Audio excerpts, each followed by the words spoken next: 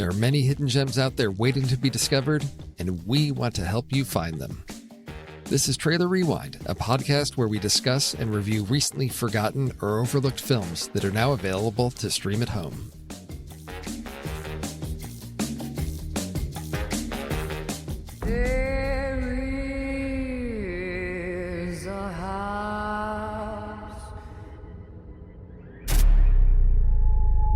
I was told that they were all going to kill themselves. That's why we left the cult. They sent us a video. Whoever's watching, I just wanted to say the Ascension is something that we've all been looking forward to. We couldn't be happier.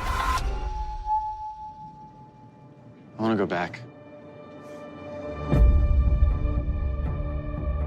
One day, one night, we come straight back.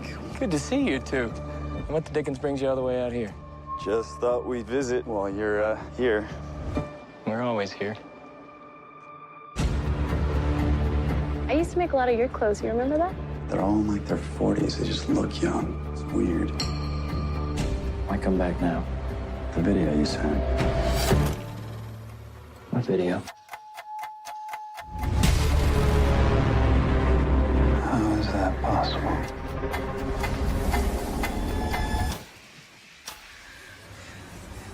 You want to know what runs all this?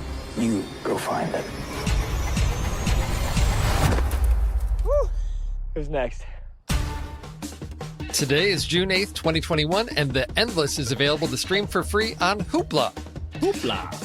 This is what happens when you build a schedule several months in advance. Titles disappear from some services. So it is free to stream on Hoopla. Check with your public library to see if they are connected to Hoopla. Otherwise, it is available to rent or purchase on various digital services.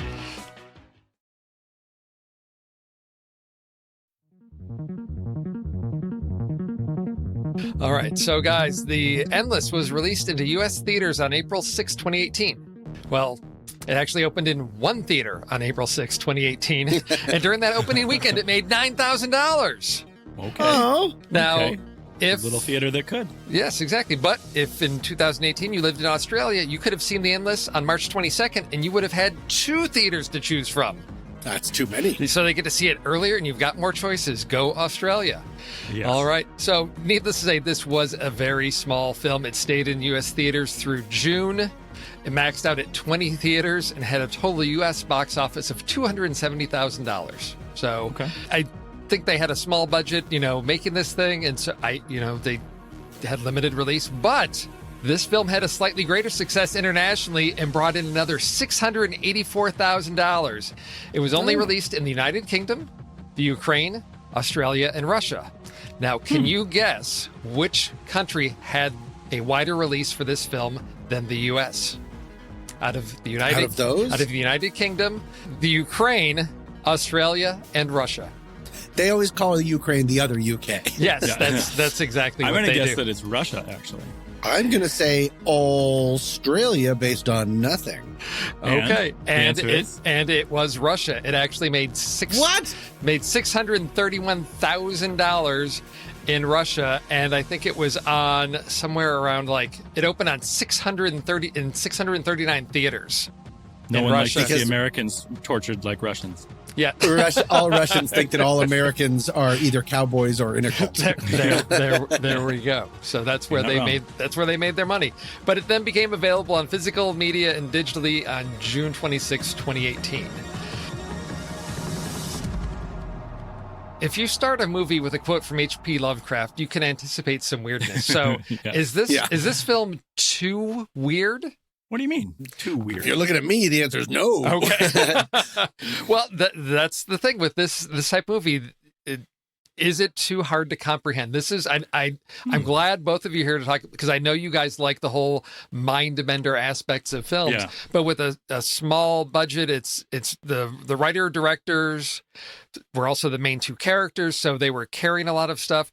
did they pull this off? Was this a successful mind bender, or did it just strive for weirdness sake? What do you guys think? I think yes, it did accomplish the mind bender aspect of it. And one thing I want to say is it's not too weird. It is going to be, if you're not sort of along for the ride early on with the sort of mind bender or consideration of the alternate reality possibility, then you are going to be kind of wondering what the heck is going on. That's going to be a thing. So for people who don't like that, for people who don't like the sort of abstract thinking to understand the plot, this may be, I don't want to say too weird because I don't think it is too weird, but this is going to be one of those movies that you're going to have to go, wait, what?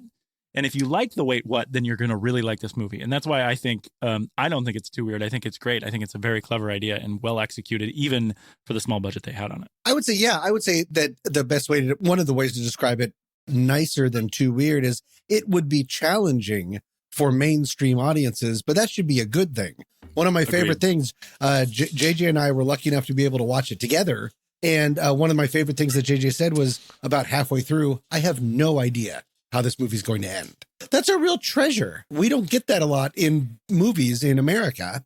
And so I like that. It's not comforting, but I'm also, as a big sci-fi or horror fan, I'm fine with being discomforted. Right. And so I'm up for that. I love a challenge and to be able to look at the screen and really wonder what is possibly going on, while also, especially for an indie movie, preparing myself.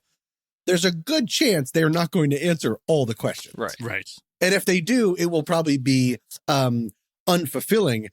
Steve, you already brought up H.P. Lovecraft. That's H.P. Lovecraft to a T. Yes. The whole point of his cosmic horror is that the door only opens a certain amount.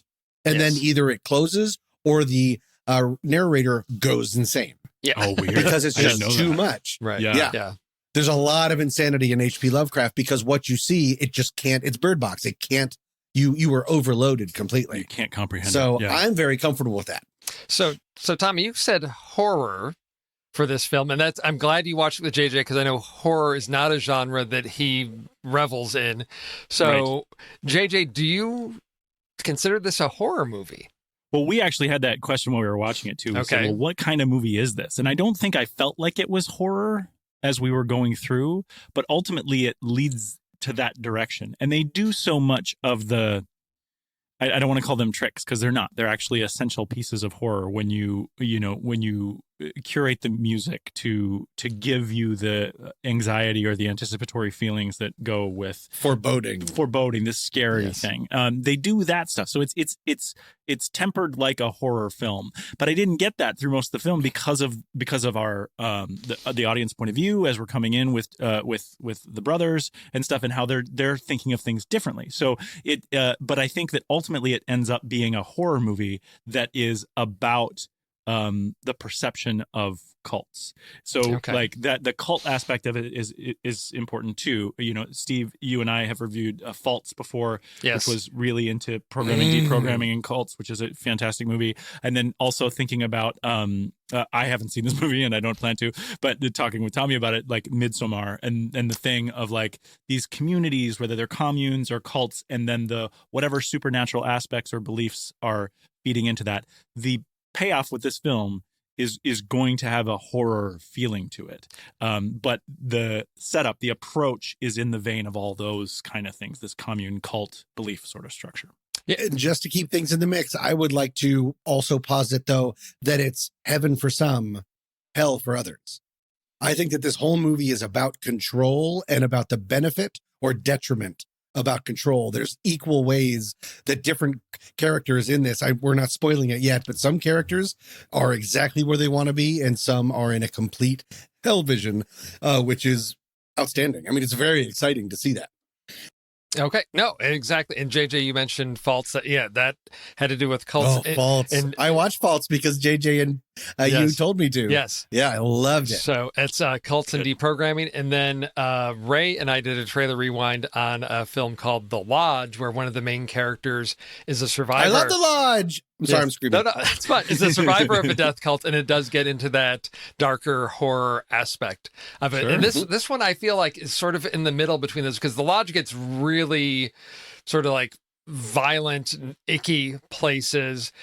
False is really psychological. This sort of is like in the middle of those That's two. how I felt too. I feel like. Okay. All right. So I think we've sort of touched on what type of film this is. It's weird. It's not going to give you answers. It's got some culty stuff with it. It treads into horror territory, H.P. Lovecraft, the insanity type of things, issues of control. So let's talk ratings on this. Where is it that it's this show. I was like, I have plenty of time to keep this a secret. Nope. So we can give Tommy a chance to get his rating system together. So I'm ready. I'm already ready. He's ready. Okay. So Tommy, because I know you don't do, Letterboxd or Flickchart or anything like that. So you've got your own rating system. So I'm Etsy all the way, baby. There you go. So, give our listeners a sense of how you rank, rate, or overall feel about this film. Yeah, the fact that I'm not on Letterboxd or Flickchart makes no sense, except that it scares me. And so I just didn't do it. And now too much time has gone by. And I'm afraid that I'm going to be invited back to the film board re-ranking. And then I'll wake up from it. I'll have a long white beard and I'll have grandchildren that I've never met, which is weird. Either way, I would just like to say, so while I can't compare it to other movies, this is just shooting from the hip. For me, this type of movie, I definitely had some problems with it, especially the end. But overall, I was so enthralled, was taking notes. Half the notes don't make any sense. I just really enjoyed it. I will give it right now. It might be a shade high, but I would give it 4 stars and a like. Okay. And I think there's a good chance that might erosion down to 3.5 or something like that. But right now I'm fine with 4. Yeah, okay. And I'm at 3. I mean, we've already talked about that horror is a tough genre for me. Tommy can say, I had to stop a lot, take breaks, talk through things. I was unsettled. There was a lot of talking. I was unsettled through a lot of it. I was trying to kind of find the motivation of the characters so that I could at least understand their motivation so that I wasn't so scared about the stuff that I didn't know. And, that goes right to the H.P. Lovecraft quote at the beginning of the film about the unknown. But so mine is at 3 stars. It's interesting. It shows up in this really interesting place on Flickchart for me. And it's great that Tommy brought up the re-ranking, because when I ranked it last night after we watched it, it comes into this place that's in the bottom half, but it's between movies that are way better and do not belong in the bottom half of the Flickchart. And so I went today, I got home and I was like, okay, I'm going to re-rank. And then I started and I did 3 movies and I'm like, nope, I'm not going to do this because I did not have the patience. But so where it is it's at 155 out of 256, which it says that it should be a 2-star, but it's not a 2-star movie. And it's beneath Knives Out, which doesn't belong down there at all. Right. And it's above Syriana. These are both 2 fantastic movies that do not belong in the bottom, but for some reason at the time they went down there.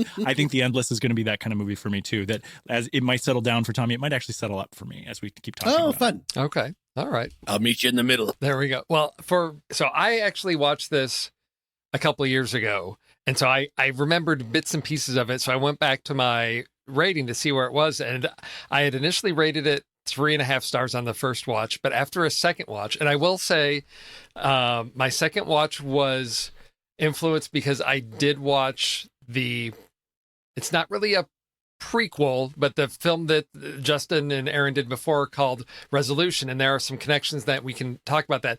That gave me a different context for this, and so it bumped it up to 4 stars because I really, really enjoyed it on the second time seeing it in the context of sort of this shared universe.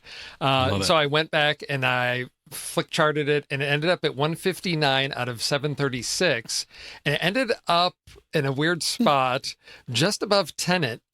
Because which is another mind bender, twisty tale. But for me, I'm not a horror fan, but there's something about Lovecraft type of weirdness that I really, really enjoy. So the first season of True Detective, that whole King of in Yellow and all that craziness, I love that weird type of supernatural. I'm not a big fan of just sinister. Is it because it's not gore and terror? Yes. It's more about psychological and things that are older than us. Yes. Than man. The mythology type of stuff. Yeah. So so I bumped it above Tenet because of that sort of unique mythology aspect of it. And then it's just below His Girl Friday.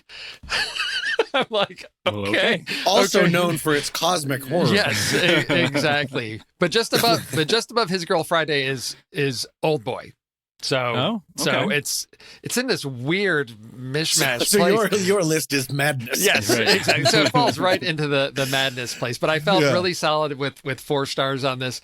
The Endless has a weighted average review on Letterboxd of 3.3 based on 32,000 reviews. Sounds like right where we're at. And over on IMDb, it has a rating of 6.5 based on 36,000 votes there. So it's in that 3-star range, I think, depending on if it's your type of thing, because it is a unique space, I think, within it's a subset of horror weirdness within the larger horror genre. So I think that may be why it may be not necessarily for everybody. So listeners, if you think this kind of weird film is your thing and you don't want anything spoiled, this is your chance to pause the podcast and go check out The Endless on Hoopla for free or any other streaming service you choose to rent or purchase it at. The film has a linear story. We have weird time things happen at the end, but we could talk our way through this chronologically fairly easily but I did want to Tommy brought up the whole topic of control, and I think that as an overarching theme throughout a lot of the characters and what goes on might be the best way to deal with this, because at the beginning we were introduced to these 2 brothers, Justin and Aaron, and there is a power dynamic between the 2 of them, of Justin sort of exerting the control over his younger brother Aaron. So there we established that right from the get-go. We learned, that they have escaped from some weird UFO death cult. They're trying to make a living, cleaning houses, but clearly it's set up as Justin is the one who's got control of, their livelihood. He's the one that makes decisions. He's the one that's got to kind of remind Aaron on the responsibility things. He keeps texting him about, we need a new car battery, because Aaron can't seem to remember to turn the dome light off or whatever. And it, presents Aaron as sort of the lost boy who doesn't really fit in to the world. And when this video cassette shows up from the members of the cult that they had escaped from, Aaron wants to go back. He wants to just check it back out. And Justin, I think, feels that this is the opportunity for some final closure. We've been gone for 10 years. Let's go back and really see. And maybe, because Aaron only remembers happy memories. Yes. And it's blamed on him being too young. Yes. Right. Yes. By Justin. Yes, exactly. So it's like, if I take him back, maybe he'll see it's not all it's cracked up to be. Life is tough no matter what, we'll see. And we get there. But along the way, we get our first hints of sort of weirdness with these guys, because they stop at a little roadside memorial where their mother died. And the first thing that we hint of weirdness is Justin looking down the road one direction and seeing birds sort of flying in a circle in one direction, and then looking the other way and seeing the same thing. And then I don't know if you noticed, when he turns back to look the other way, they're gone. And the landscape has completely changed. Oh, I didn't notice the landscape. I didn't notice the there? landscape. I just noticed the birds. It was sort of open plains, but now there's mountains there. So it's something weird is going on. And then Aaron asks about these weird sticky things sticking out of the ground. And Justin says, it's some volcanic thing with erosion. Which right away, when he said that, I was like, it's clearly not that. No, it's something, not. But it's clearly not that. Yeah. That's not a very good, conversation advancer, because there's nothing about that could be volcanic in nature, and then they're everywhere. But okay, whatever, let's move on. Exactly. So then they get to the camp, right? And this is we're tracking along with, this feels like a nice little independent film about some brothers dealing with their past, and then we get introduced to all the members of wait, though, camp. It takes a turn, though, for foreboding is as they're entering Arcadia, first meets Smiling Dave. Dave? Yes. Dan? I'm going to say Smiling Dave. Yes. Smiling Dave, yep. Exactly. Which right away everyone goes, uh-oh. Yeah. And it's really cool though that the character, the Justin, says, yeah, not a cult at all. Yeah. Right. That they realize they're putting something up. Yeah. Because if someone was just like, he seems nice, this movie really doesn't let the audience get too far ahead emotionally, which is very appreciative. Yes. Yeah. Because Smiling Dave has the white shirt on, the fanny pack and khakis, and just is culty uniform, and just the sort of smile, and there's something like doesn't look like he's all there. Yes, exactly. But everybody else we get to meet, Hal, who is sort of seems to be the one that's the most responsible for everything that goes on at the camp leader. The camp leader. Shane, who's, and Tim and Lizzie. We get all these people who just seem like normal people living on a commune. They brew beer and they sell that off to make a living. It's how they sustain the camp. We've got Anna, who is the one that was actually in the video that they received. She, the seamstress, makes clothes. So it's just a self-sufficient commune, right? There's nothing culty at all about that. It's just that, right? So that's where we get to, right? But we learn a little, there's hints of weird things that are going on. We've got all kinds of conversations about Hal and Justin talking, and early on Hal says, I don't recall anybody ever like committing suicide here. As a matter of fact, nothing here ever ends, right? There's things just keep going on, and you can stay here and just live your happy lives, and that's what we do here. And then that first night, is it the first night or second night? They go out for some camp games, right? They're going to play the Struggle, which is like a weird rope. Such a fun name. It's a rope. It's like tug of war, right? There's a big tug of war rope laying down on the ground, and Hal goes asks for volunteers. Somebody's going to go out there, and you basically pick up the rope and you pull on the rope and see if you can win the Struggle, right? Not weird until you see that the rope goes up into the sky, which Justin thinks, oh, that's just Dave on a ladder. That's Smiling Dave on a ladder down there holding the rope. And I'm thinking, I guess if the ladder's cemented into the ground, maybe Dave might be able to do that. But Aaron is able to win the Struggle on a second try because he uses his skills. Because he likes fishing, using a fisherman's knot to loop the rope around himself and hold and pull, and he wins the Struggle. Justin is goaded into doing it. As soon as he picks up that rope, it he yanks him and burns through his hands, leaving some pretty nasty wounds on his hands. So there's something going. But as he walks back to the group, we see there's Dave.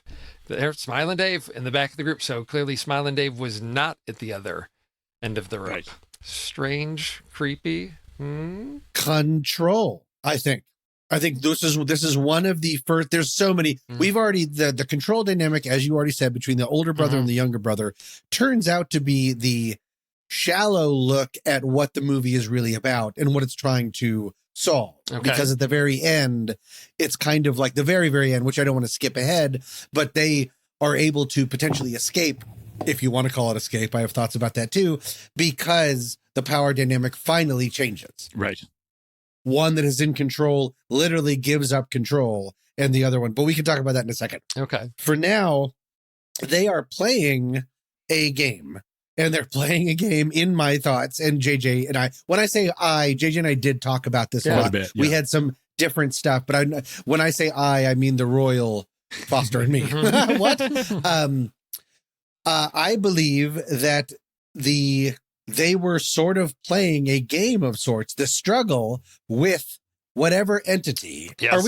We're like going for it. Oh, right? yeah. There's something there. Yeah. Whatever the entity is that they're playing with, and it makes all the sense in the world that it would sort of toy with Hal, because Hal's sort of showing off, here's how it goes. He calls on Aaron. Aaron is by far the most viable person to come back into the fold. Right. He's starry-eyed, and it makes all the sense in the world that this entity, this all-powerful, inconceivable, impossibly colored entity would let Aaron win. Right. Of course. Because you even hear and how does he win? He ties himself to it. Right. He makes a self-imposed lasso, and then he's like, oh, you pulled me over. And that's an symbol. adult. That's an adult pretending that their child was so strong, because you're trying to convince the child, for us, of their confidence, for it, maybe stay. Yeah. Don't leave. And then it's already, because Justin is such a naysayer, so cynical. Right. One of the first things he does is later you can learn that as everyone is learning how to do one big skill, That one guy masters magic. Yes. We know that he does the trick correctly. And then Justin lies about it and says, no, he doesn't. And that smile the guy gives is because the guy's like, 100% I did it. I know what I did. Exactly. Yeah, I know I did it. And you're wrong. And then like shows off with that incredible baseball trick. Yes. Right. Yeah. I think that that's also like the entity slapping. For one, it's sort of like carrot and stick. For one, you want to draw them in. For the other, it's like, stop playing so big. Right. You're not in control. It gave Aaron control. It reminded Justin that he has no control. Yep. Well, and Justin is the one that, as we see in some conversations he has with Hal, Justin maybe wants control. And maybe that's why that's one of the reasons he left, because, Hal asks Justin, like, who's in charge here? And Justin's like, you're the leader. And Hal's like, I'm not the leader. I'm just the one that talks the most. Right. Right. That may be my weakness, but he is not in control. He is not in charge. And he alludes to the fact that one of the reasons Justin may have left 10 years ago was that he wanted to be the leader. He wanted answers to these questions so that he could control things, and was not able to do that. And therefore left because he could not see a way that left he could... and tried to destroy the camp by calling it a cult. Right. Yes. By decrying its existence in the press. Exactly. And everything. Making up things like castration, stuff that was just never true. That's what I was going to say. It's not even just like branding it incorrectly, but then making up things that were illegal and terrible that were just straight up lies. Yes. Which I think is an interesting reveal when we get to that part. Yeah, that really is the breaking point, because at that point when Aaron learns that Justin fabricated all these stories about castration and that there are UFO death cult and all of that, and then Justin's like, let's go. And Aaron's like, well, I'm staying. And Justin's like, well, I'm going. And then Hal basically says, look, you need to leave. And that's where they split. And Justin goes off, to try to start the car, the battery, and he ends up in the woods. And that gets us into the whole second half of the story at that point. But I didn't know if there was anything else in that first half that we want to talk about in terms of control, characters, setup for anything before the true weirdness starts in the second half of the film. Well, the hard part for me in all this is the idea that if they are really... And this is something that needs to be present for the plot to take place. But the idea is, if this group of, how many of them? We'll say that the 13 of them that are all actually sort of worshiping this god, or find the thing that this evil thing is doing as sacred. If they truly believe that it is sacred, then why not evangelize it?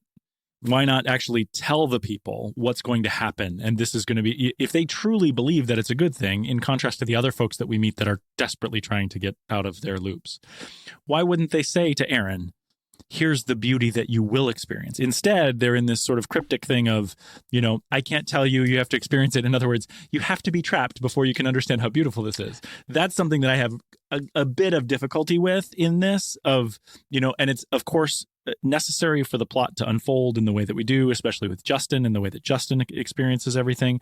However, it seems inconsistent with the group of characters that actually, if they actually do revere this deity, then why wouldn't they express it as such? And that led me to this belief that, again, we're jumping ahead here, that potentially they're frustrated by it too. And Hal's obsession with his equation, trying to figure it out, leads me to believe that they just want company in the personal hell that they're living in as they go through this thing. But again, I think it's necessary for the plot to be uncovered. But in all that stuff, there's this whole sort of, you talk about control. There's this, I'm giving away control.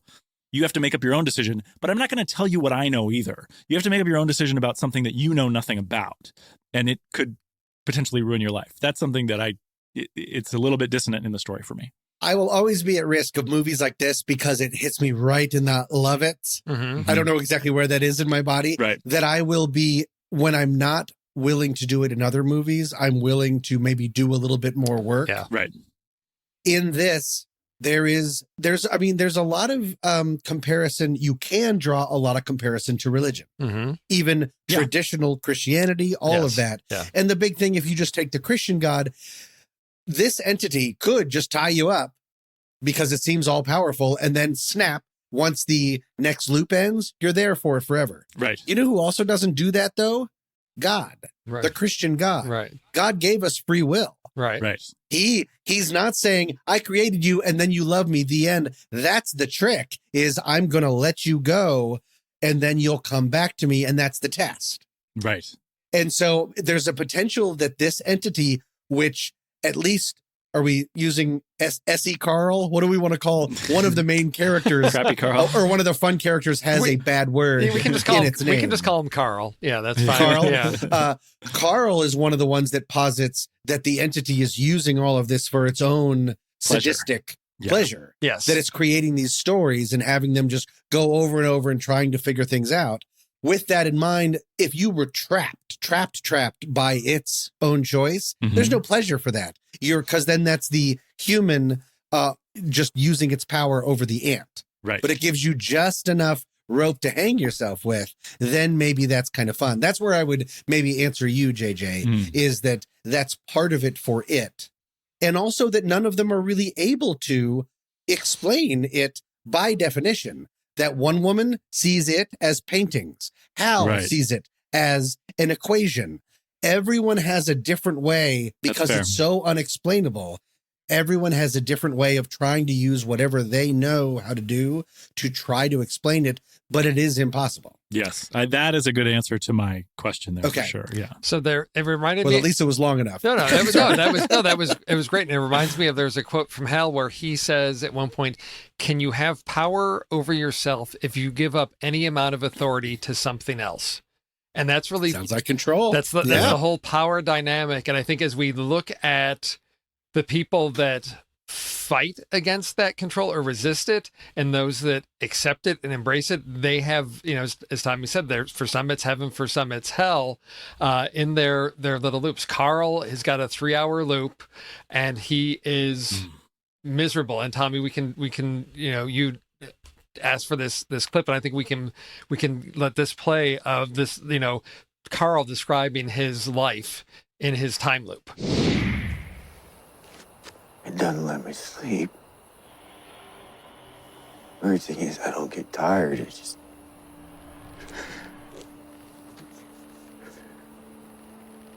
It doesn't let me dream. It does that so my mind never leaves this place. These 3 hours...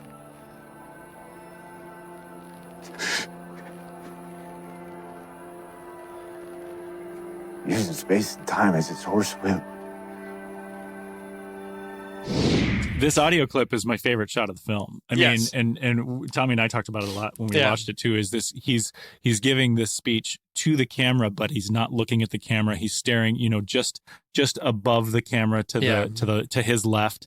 And so he's like eyeing the evil as he spits this like fire about how he hates his life and all this stuff. And then you have Justin just kind of like in shadow, but you can totally see him as the audience witnessing this thing. It was just, it was beautifully shot. Carl's, direct center of the frame.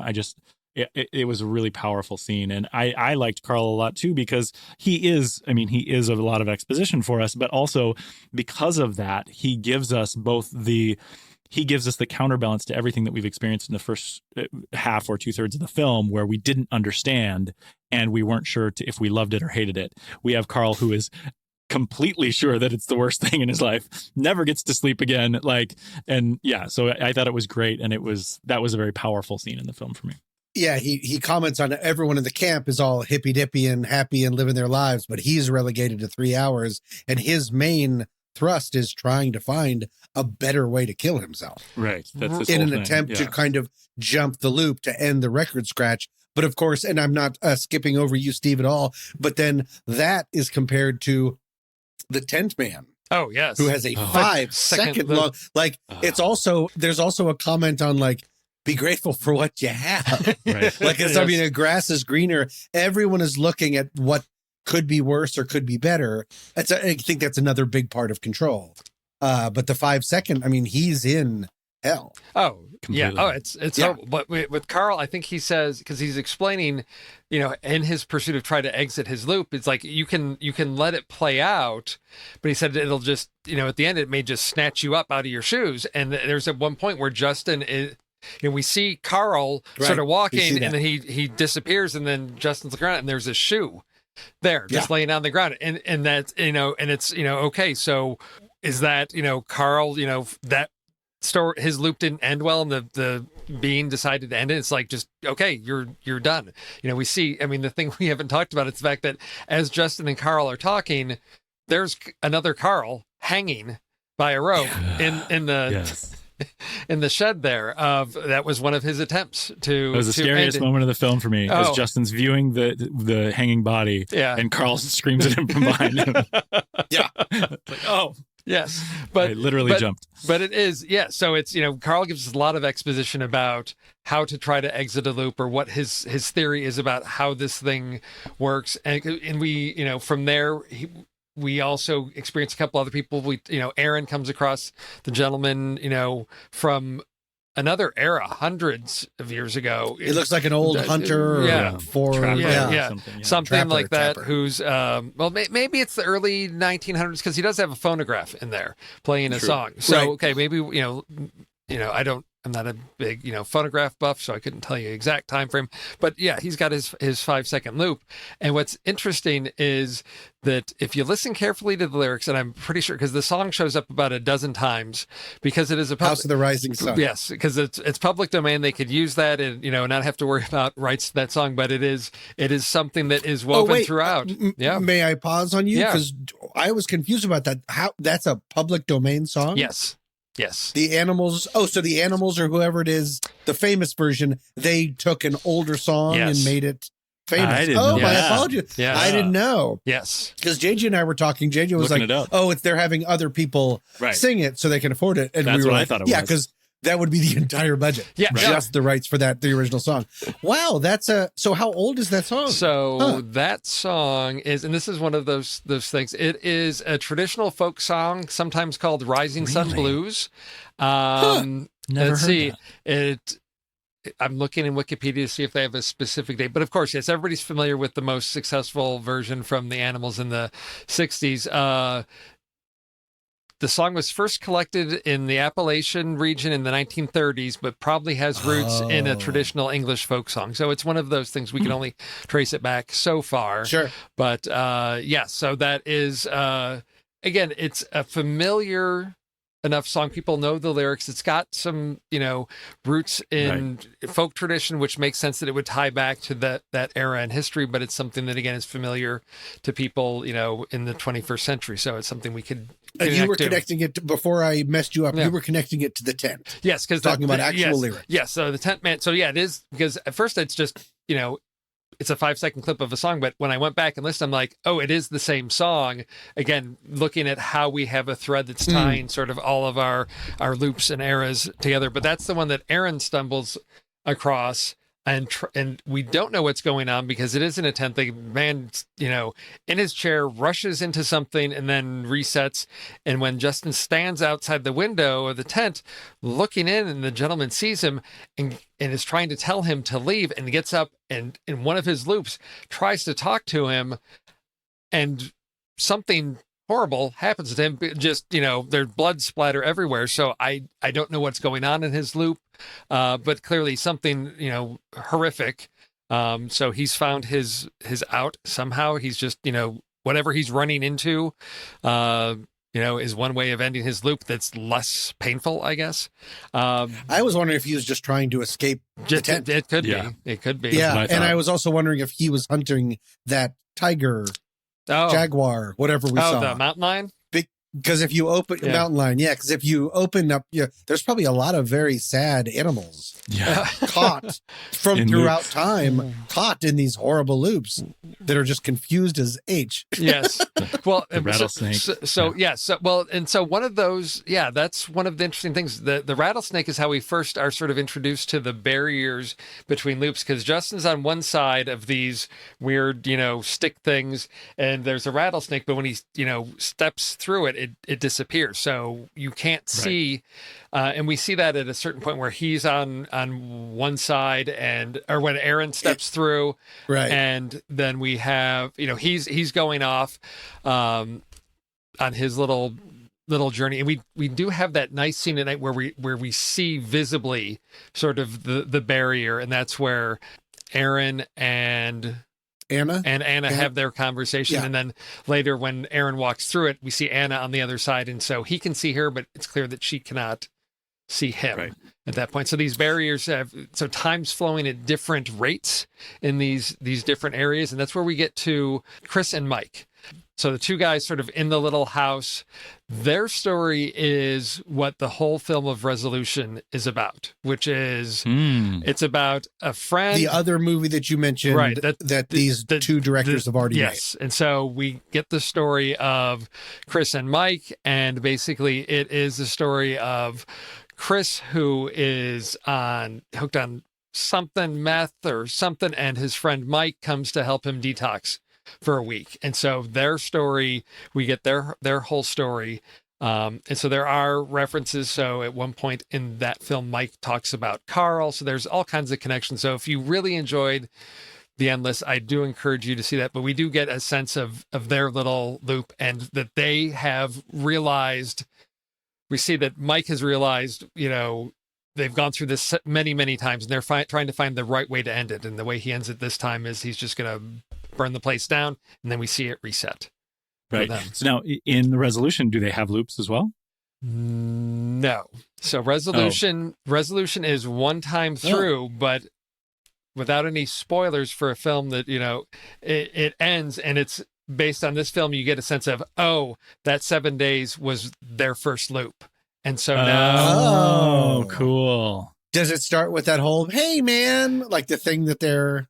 It starts a little bit. It starts a little bit before that with Mike talking with his wife, actually, who we do see here in The Endless. Of I'm going to go do this for Mike, all of that. But the commonalities that it has is this being communicating with Mike through different visual media format, photos, video. His wife is in the Resolution too. Oh, yeah. See, that's the stuff that gives me such great, gross shimmers of the idea of, like, even after, because I'm so not addicted, but obsessed with eternity and all of that. And the idea of even after a movie ends, the fictional character's life continues. I love that. I love that idea. Wow. Well, but the wife, Jennifer, goes back to my original point of why are the non-cult members just bringing these people in to get stuck? Because she's miserable.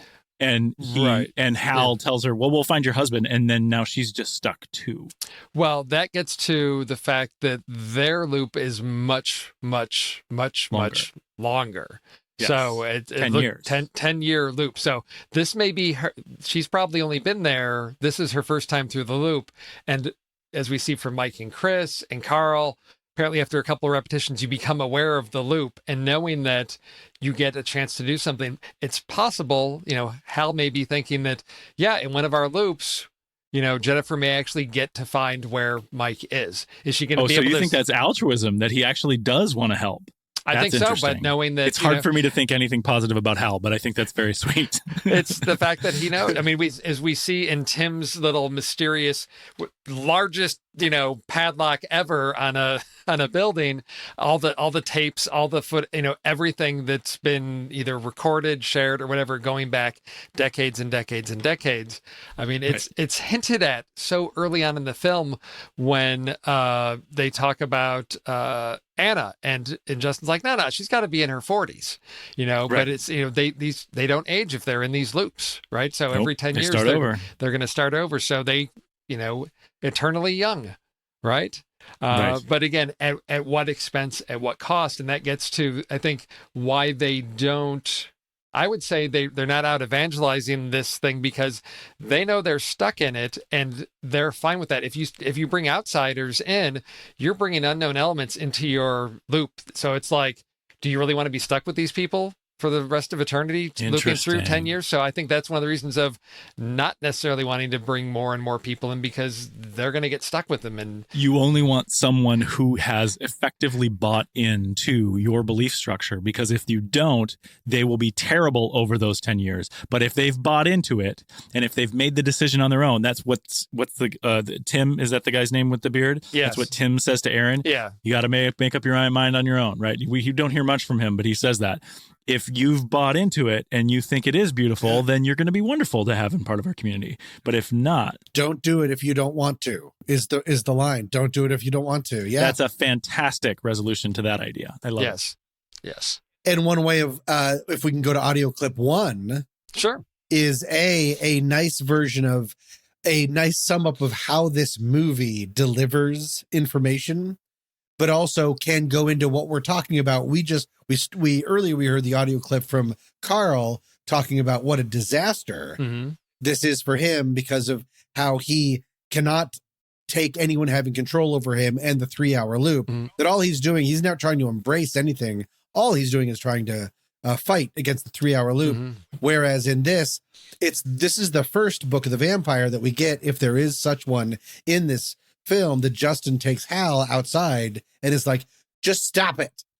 What is it? Yeah. Tell me what it is. And this is when everyone leans forward, and I did too, but also knowing, like I said in the very beginning, this is going to be vague.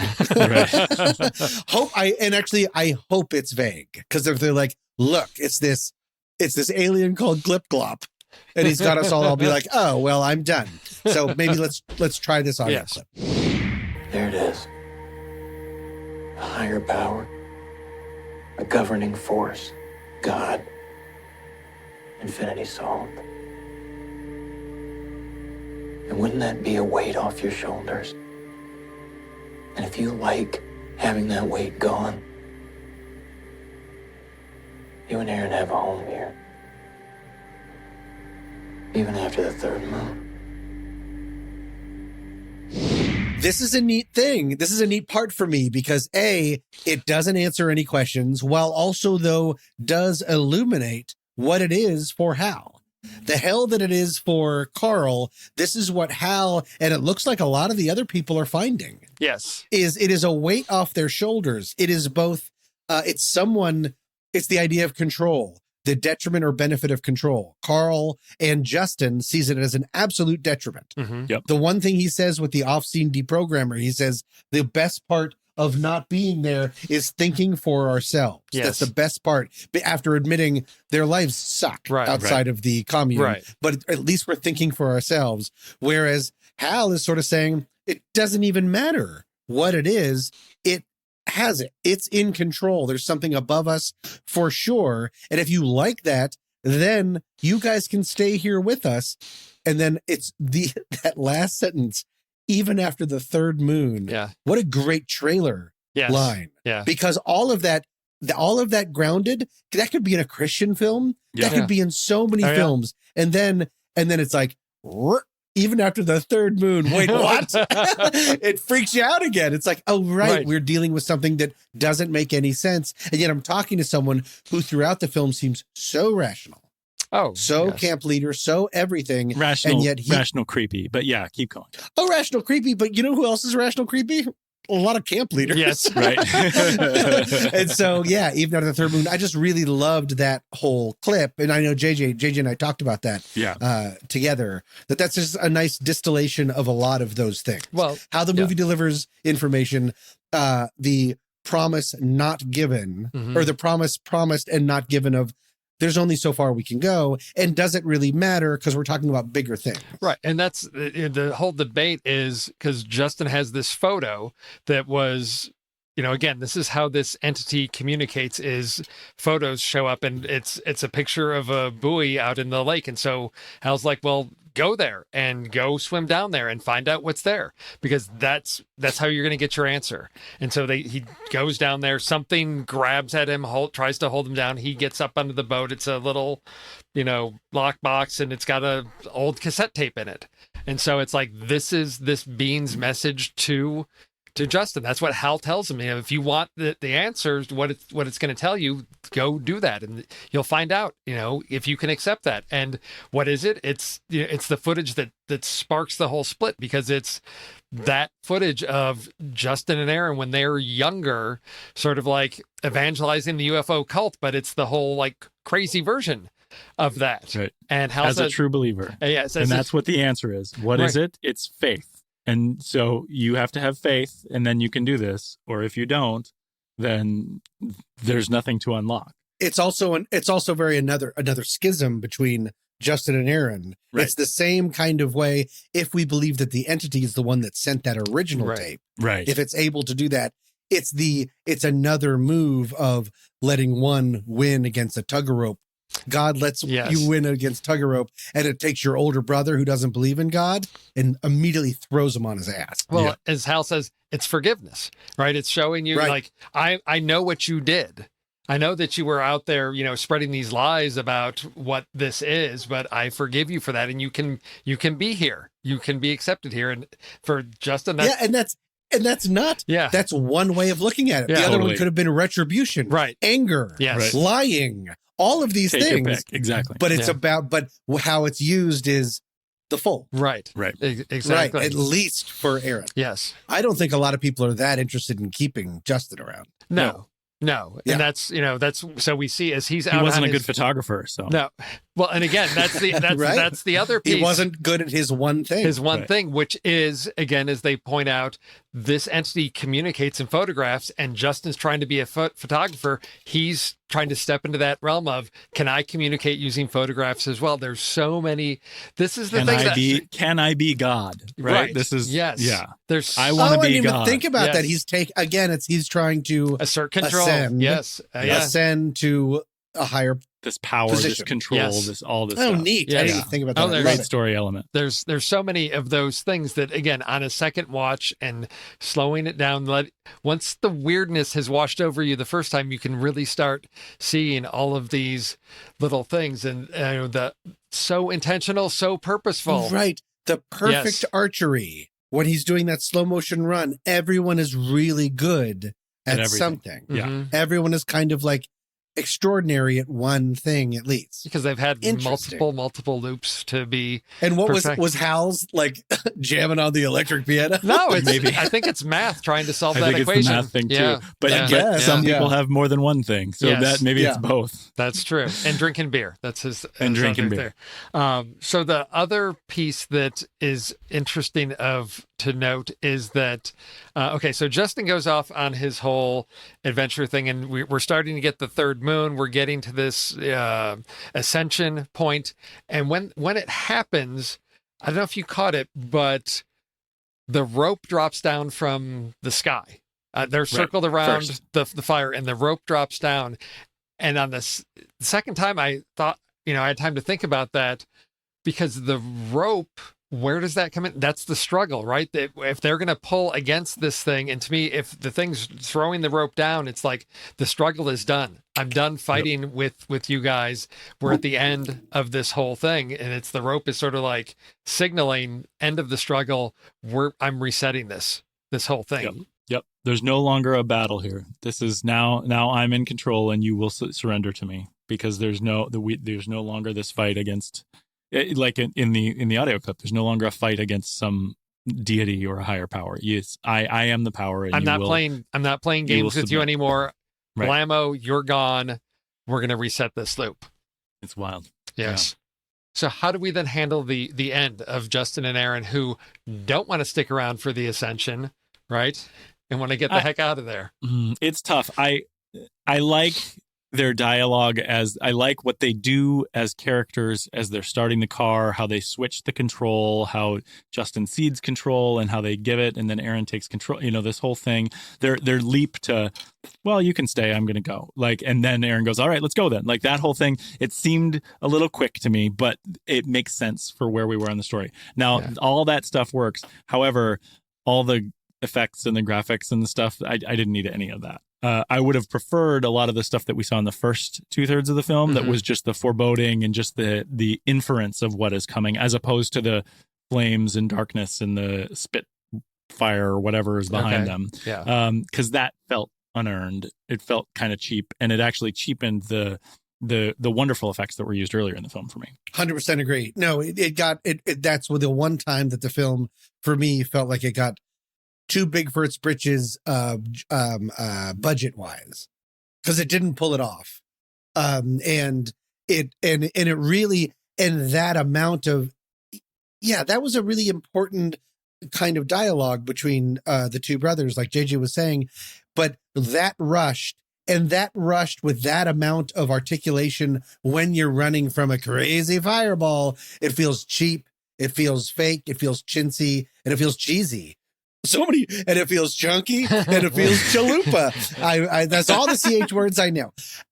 No, that really took the air out of all of it for me. I would have thinking that maybe like a cheaper way to do it. I was just always enthralled by this idea. They call closing a loop. One of the other repeating motifs is a record scratch. Yes. Yeah. Right. Yeah. That's almost like, and visually there are record scratches throughout. If you want to go along with me, that there's a lot of matching the center of a screen with something else. He's holding the bullet. What did it hit? Oh, now we're out in the middle of the lake. Right. And it's the same thing. There's this big jump of time and space, but still like keeping it there. That feels like a record scratch to me. Yes. Yeah. Clever. There are more elegant ways. I didn't need this huge. I didn't want to see any of the actual Lovecraft. Keep the door closed. Right. I guess what I was saying is when you come up with this record scratch idea, that would maybe be a cheaper CGI way of seeing the loops closing coming towards you. Right. Yes. Of something of like a bird coming and then boom, and then boom, and then like seeing repeating reality has got to be cheaper than what they did. Yeah. Which wasn't effective, which was this cyclone. Right. And a cyclone is just too big. Right. So yeah. Yeah. Because I agree. Because it creates here's this big cyclone storm coming at you that is they're push starting the car that they're going to be able to outrun, and it does. Yeah. I think I get the sense of they want to have some urgency, they want to have some heightened stakes, they want to create that tension. Are they going to get out? Because we do see the edge of the bubble, we see birds flying, smacking into it. Are they going to be able to make it out, building that tension and suspense with something big and ominous coming? But I agree, there may have been some other ways to communicate that. But I do like the resolution to the brothers' relationship, as JJ said, of it's so ridiculous, but it works so well, of just like Aaron saying, okay, let's go. I just wanted you to cede control, to give me the ability to make decisions for myself. It's like, oh, you say I can say, okay, we can go now. And it's like, it's that's all you wanted. And it's like, because, even before is, on the way up there, can I drive? No, and so it's now Justin's like, great, you drive the car, fine. And then when they do break through, even at that point, Justin's like, no, okay, we're out of gas. And Aaron's like, no, it's always like that. We're fine. And Justin's like, all right, you deal with it. And it's nice to see that burden, again, as Hal talked about that relief and that burden, Justin's found another way to get that carrying the weight of the responsibility for his brother off by just ceding control, but not to that being, but to his brother. Right. And what is the second to last shot? Oh, you remember it, JJ? No. The very second to last shot? It's nice before they do the Dazed and Confused looking out of the front window and you're seeing, them driving off more or less into the sunset. There's a really quick insert of showing Aaron's hand on the wheel. Oh, cool. He's literally got his hand on the wheel. Yeah. But see, and all that stuff is great. The thing that's problematic about the CGI cyclone is that it runs contrary to the Lovecraft quote at the beginning of the film. The greatest fear is the fear of the unknown. So leave it that way. Yes. You know what I mean? Like, and that's, who knows why they chose to do that. But again, stuff like you're talking about, Tommy, this insert of something that effectively shows us what they've done through the story. I think that stuff is wonderful. Yes. And again, it goes back to, I could love the word control. It goes back to control. What I do want to watch it again, because looking over my notes, because I did a bunch of shorthand. One of the things that it's interesting because Aaron, I think, really goes through a change. he didn't want control in the beginning. He was in a slump and all of that. And the things that he remembered that Justin was like, no, you're forgetting all the castration. The things that Aaron remembered were sitting around a campfire, a campfire that's built, eating great meals that are cooked, and singing songs that are led by someone else. These are all things that are led by someone else. Nice. But then by the very end, he insists on driving. There's a lot of through lines. It's nice. Yeah. Oh, It feels like one of those movies where there's not a lot of, it's so naturalistic. It might be easy to overlook that almost Coen brothers, like a lot of the dialogue is all purposeful. Right. yes. Everything is leading towards a thing versus, oh, this seems interesting right now. Love that. So I'll throw a little I something love you guys. at you about purposefulness and what happens at the end, because if you look very early on, there is a scene where before they leave home, they're like sitting outside somewhere, and one of the brothers looks up at the sky and it's clouds, but there's a circle right in the middle. So Yes. they may be in an even larger loop. There we we had go. that thought too. Out there. This is the other thing. Right? Yeah. Are they Because really gone? how else Yeah. could the it send them the tape Right. unless they were in the loop back wherever home is? Right. And the only reason that the car battery is urgent Mhm. is to get out in the world of the thing, is to get out of the cult. Could that be like reminding, don't forget that we're going to be in this situation kind of a Yes. thing? And the fact that I think JJ also brought up is in all of their time in the movie outside of the commune, Mhm. they're always talking to unseen people. Yes. Right. And their job seems vague. Right. They're cleaning, but they're just sort of they're in jumpsuits, but just at a counter with one. Like, that's not how you industrial clean things. And they're deprogrammers you never hear, you never see from. Right. Right. They seem like they are in a void. Yeah. Which then goes back to the line of even dying at the hands of this huge being will be better than our horrible Carl-y lives. Right. SE lives. Yes. With our horrible menial jobs.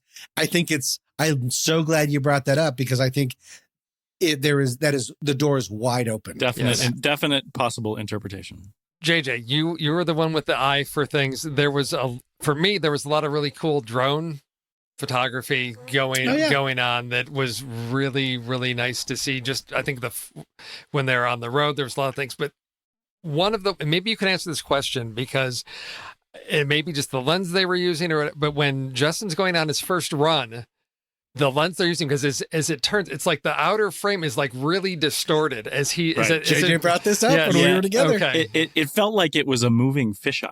As if the distortion was like the edges of a fisheye lens that actually moved through the screen. It was really, it was disorienting, and I think it was used for that purpose. I don't know how they did it. Okay. I don't know what they used, but they brought it up at different times, and I think it may be a practical way to show this sort of frayed reality between what is in the loop and what's not. This shimmer, and it's a way to do it without having to actually shimmer it in place, right? It distorts the audience's vision of it without having an effect to it, and I thought that was neat and effective. The drone stuff was good. I mean, everything that's shot directly down is definitely coming from a drone, and none of that stuff was poor quality to me. All of that stuff looked really good. I already mentioned my favorite shot of the film is this sort of the Carl speech direct there. There was a lot of thoughtful camera work here, and all of the things they did to use the camera to illustrate the practical effects, I thought was really, really smart. And I think if they would have just bet on that, leaned into that fully for the entire film, it would have been a much greater achievement for me in watching it. And which I just think, I think they could have done so much, not so much more of that. I just think they could have made it complete by keeping it that way, I guess I'd say. And then Tommy, with your vast area of expertise.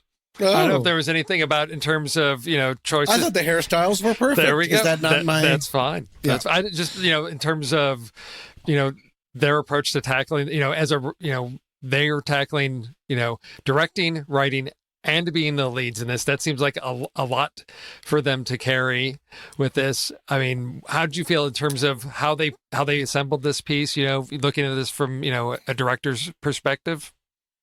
It's an enormous tightrope, this kind of movie. And I thought that because you're giving so much information with you're giving so much content with no actual information while pointing at a mystery that you're not ever really going to solve. And then trying to convince people the solution isn't the what you really want. It's what happens to these characters that is ballsy. And then they're going to star and be named themselves. Get out of the way. Right. But I thought the acting was outstanding. They were very naturalistic. They know just enough where to put things to front end the film with not save the cat moments, but I like these guys. Right. Yeah. I like their one's prickly, one's a little doe-eyed, but neither is so much. Let's give them some fun, and then also give them some fun camaraderie where it's not, rawr, Dad always liked me best. Right. There's a lot of ways to go easily gross and really force it so we all know what's in place. Right. But then what's forgotten is we don't like these people. Right. And that's where all of this breaks down because, again, they're not going to answer the real question. Right. In a way, because the question is unanswerable. It's an impossible color, which is what a beautiful way to say that in the film. An impossible color. Right. Great. Oh, yes. I love it. How do you describe something that's indescribable? An impossible color. It's fantastic. Oh, yeah. No, so I thought it was great. My one quibble, if I had one, because I'm all quibbly Magoo, is I was assuming that the palette is so desaturized. And almost like, I think JJ and I talked about it's close to sepia at certain times, Feels depending yellow. on what people are watching. You do that for, I don't know. There was enough naturalism in this movie. I didn't need it to be so sucked out. One of the reasons to do that is for a big payoff of like, now the loop's over and boom, they burst through and look at the colors. If that happened, it wasn't enough for me to remember. No, I don't remember ever getting that payoff. I was just like, oh, it was just vaguely unpleasant to look at the entire time. That's because they're staying in the loop. They're still in the loop. That's why. They're still in the loop. You never got out of the loop. And maybe that's, like they like go to one guy who's outside of the loop and he's like all technicolor and he's like, interesting. And then it ends and we all give it 1 star. No, I mean, that was just my one thing of like that seemed to be leaning a little too far into the indie sensibility. But again, such a quibble. And I thought it was really, really strong. So, and very brave. Okay. Yeah. All right. Yeah. Well, that's, I think we touched on everything. I mean, this is it for me. Structurally, it was, challenging to how do you put together a movie where the first half of it is they're just going to go to a cult. So what's driving your story? How long can you stay in the cult and before you get frustrated with, is this a cult? Is this not a cult? What's going on with the cult before you lose your audience? And then when you shift it, I think this was my reaction the first time then you suddenly shift gears into this crazy sci-fi time loop thing. On a second watch to me, it felt, and maybe it's again because of watching Resolution first, it did not feel as drastic a shift as it did the first time. And I tracked along with it a lot better. And maybe it's because I knew what was coming. But when I looked at my first review, it seemed like they took their time and then tried to cram way too much into the second half. But on my second viewing, I'm like, no, it all works together really, really well. So I'd say this is, for me, this is a film that holds up really well to a second watch because, sometimes you think, oh, the big reveal is going to, okay, I don't need to see this again. There are so many things that work well together. And I do encourage people, if you want to just delve into this one first, if you are willing to do a second watch Resolution first. I did it as a double feature, actually. I did it on Sunday afternoon because each one's only about an hour and a half long. I'm like, okay, I could watch Justice League or I could watch, 2 movies that, This is better. Yes. This is better. Exactly. I can watch the cold open of The Irishman. Yes. So it is a nice little, double feature to put together. It will mess with your head. It does put you in a weird mental space by the end of it with everything. But overall, I'm glad you guys enjoyed this one. I was a little nervous because I was like, is it horror enough for Tommy? Is it too creepy? Horror for JJ? Too horror for JJ? But I like the mind bender. JJ only likes things that end. And this is endless. And here nothing ever ends. Right. Yes. Okay. Well, Tommy, thanks for joining us again on this. I'm so glad to have you part of this conversation. You bring great perspective, on this one. And it was great that you guys got a chance to talk through it, because I think this is a movie that we always talk about on Trailer Rewind. You need to talk to somebody after seeing a movie like this. If you try to sit and wrestle with this, you're going to go bonkers. So watch it with a friend, and if you're in your little bubble, or watch it separately, but then get together to discuss it, because there is so much there's so much we didn't even get into in here. Right. If you're watching it with a friend that you're not sure if you like them or not, and at the end he goes, "Got it," make a new friend. It's worth talking about. Yes, it is, because there's a lot of stuff I don't think we even touched on everything. I'm sure there's lots of threads that you could pull apart on this. I did do a little bit of Googling. There is a Reddit thread out there. Somebody has a whole theory about which of the ancient gods from H.P. Lovecraft's mythology this being is, and all of that. We didn't even talk about the statues. Yes. We're not going to. But the statues they come across, right? Yes. So there's all kinds of stuff in there. So it's one that you can watch and I think dig into and find a lot of stuff about it. So thank you both, for having a great conversation about The Endless. And I think this will be the last scary one we do for a while, JJ. I think we're hope so. I think we're in the clear for a while on this one. We'll stop. I'll need to import my allies for the future ones for sure.